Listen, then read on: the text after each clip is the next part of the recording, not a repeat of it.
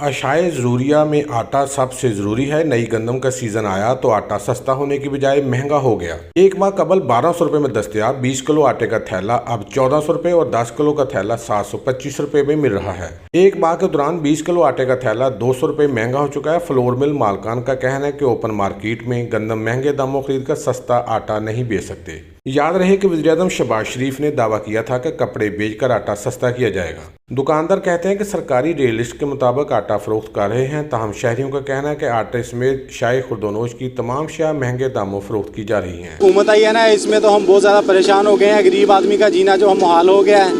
ठीक है जी। और हमें इनसे ना कुछ उम्मीदें वाबस्ता थी, क्योंकि इन लोगों ने कहा था कि हम महंगाई को ख़त्म करेंगे और इन लोगों ने महंगाई मार्च भी शुरू किया था।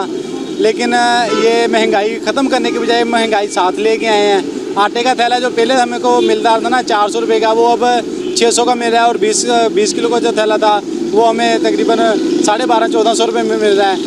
किसी जगह पे किसी आटा चक्की पे कोई पूछने वाला नहीं है, बाज़ार में कोई पूछने वाला नहीं है। अवाम ने हुकूमत से मुतालबा किया है कि आटे की कीमत को फौरी कम किया जाए और ग्रां फरोशों के खिलाफ सख्त एक्शन लिया जाए। कैमरामैन अली हैदर के साथ सुल्तान महमूद, टोबा टेक सिंह।